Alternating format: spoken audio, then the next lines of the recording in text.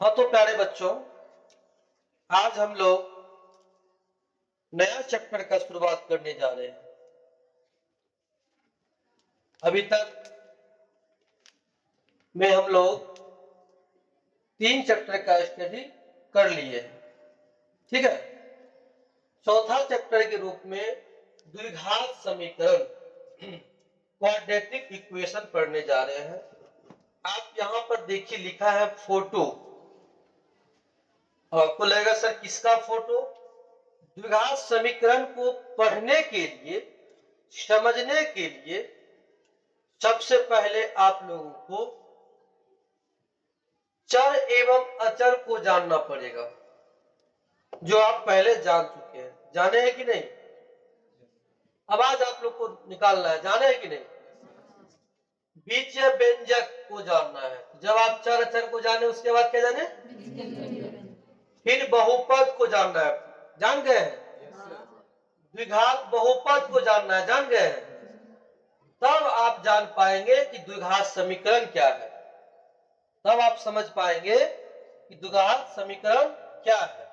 यानी द्विघात समीकरण को पढ़ने से पहले ऑलरेडी आपको द्विघात बहुपद, उससे पहले द्विघात क्या कहते हैं, बहुपद, उससे पहले बीजीय व्यंजक और सबसे पहले चर एवं अचर का नॉलेज आपको होना चाहिए।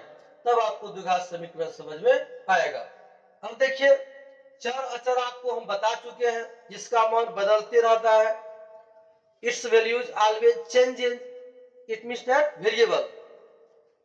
जिसका वैल्यू बदलते रहेगा हमेशा, उसे क्या कहेंगे? चर, वेरिएबल। और जिसका मान नहीं बदले कभी, वो क्या है? कांस्टेंट, यानी अचर है। अब बीजीय व्यंजक क्या है? चर एवं अचर के संकरिया द्वारा संयोजन है। क्या जी? और बहुपद क्या है?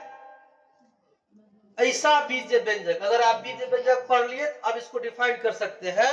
ऐसा बीजीय व्यंजक जिसमें चर का घात पूर्ण संख्या हो। कैसा हो? पूर्ण संख्या हो, मतलब 0, 1, 2, 3 इस तरह से हो। अच्छा बताइए तो, बहुपद में चर का घात भिन्न होगा? नहीं होगा। अच्छा बताइए तो, बहुपद में चर का घात माइनस में होगा? नहीं होगा। तो चर का घात केवल पूर्ण संख्या होना चाहिए। बहुपद का कंसेप्ट आपको बता चुके हैं। और द्विघात बहुपद क्या है, यह भी पढ़ा चुके हैं। फिर भी यहाँ पर आपको हम लिखे हैं द्विघात बहुपद। यदि ए बी सी वास्तविक संख्या हो तथा a नॉट इक्वल टू 0, तो a x square plus b x plus c के रूप का कोई भी व्यंजक द्विघात बहुपद कहलाता है। a नॉट इक्वल टू 0 का मतलब क्या होता है? अगर देखिए, यहां पर एक एग्जांपल देते हैं। ए एक्स स्क्वायर की जगह पे ए की जगह पे दे देते हैं 2। कितना देते हैं? 2 दे दिए। अब देखिए, यहाँ पे देते हैं 3x प्लस देते हैं यहाँ पे 2। अगर a, ये क्या है? अभी a है, a बराबर कितना है? 2 है। अगर a बराबर 0 कर दे तब क्या होगा? तो x square plus 3x plus 2। अब देखिए, a बराबर 0 करने पर ये क्या हो जाता है? पूरा 0 हो जाता है। तो बताओ 3x प्लस 2 ये द्विघात बहुपद है? नहीं है, क्योंकि इसका मैक्सिमम पावर 1 है। कितना है? मैक्सिमम पावर 1 है। इसलिए यहाँ पर लिखे हैं a not equal to 0। a not equal to 0 मतलब a कभी 0 के बराबर नहीं होना चाहिए। a क्या है जी? इसको हम मेंशन कर दिए हैं ए बी सी। इस बहुपद के गुणांक है। गुणांक को इंग्लिश में क्या कहते हैं? कोफिशिएंट। क्या बोलते हैं? कोफिशिएंट। क्या बोलते हैं? कोफिशिएंट। तो a बताओ, यहाँ पर एक्स स्क्वायर का गुणांक क्या है? 2। x का गुणांक क्या है? 3। अच्छा, c क्या है? अचर पद है। यही है आपको। चलिए, अब x में कोई द्विघात बहुपद a x square plus b x plus c को साधारणतः p ऑफ x या q ऑफ x या r of x et cetera etc से व्यक्त करते हैं या सूचित करते हैं या प्रकट करते हैं। ठीक है, अब हम लोग मेन मुद्दा पर आते हैं जो पढ़ने जा रहे हैं, द्विघात समीकरण क्या है। बच्चों, द्विघात बहुपद का जो ये स्टैंडर्ड फॉर्म है, इसके आगे में जब जीरो बराबर देके जीरो लगा देंगे, ये क्या हो जाएगा, ये समीकरण का रूप हो जाएगा।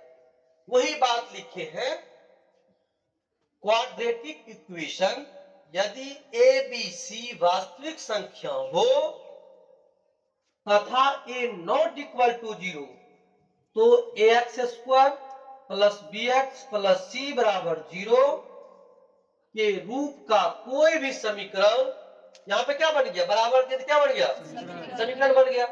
कोई भी समीकरण क्या कहलाएगा, द्विघात समीकरण कहलाएगा। जैसे एग्जाम्पल में लिख दिए हैं 2x square plus 3x plus 2 बराबर zero, x square plus x minus 1 बराबर जीरो, ये क्या है, द्विघात समीकरण है। अच्छा बताइए तो आप लोग, एक्स स्क्वायर माइनस 1 बराबर जीरो, ये द्विघात समीकरण है कि नहीं है?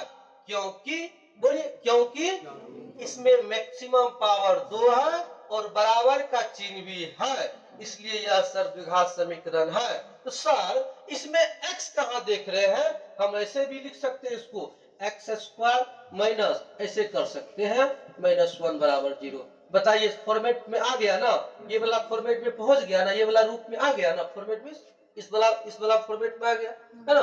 तो एक्स स्क्वायर, अच्छा इसको जब गुना करेंगे तो फिर क्या हो जाएगा बताइए, ये भी गुना करेंगे जीरो में हो जाएगा, या जीरो को फिर देखो, या घटाने से कोई फर्क पड़ने वाला नहीं है, अगर जोड़ों का चिन्ह देंगे तो कोई बात नहीं है। तो इसलिए क्या करेंगे, इसको भी हम लोग क्या कहेंगे, द्विघात समीकरण निकलेंगे। अच्छा बताओ तो द्विघात समीकरण में कितना मूल होगा, कितना मान निकलेगा, 2, जिसका पावर जितना उसका मान उतना ही निकलेगा। ठीक है,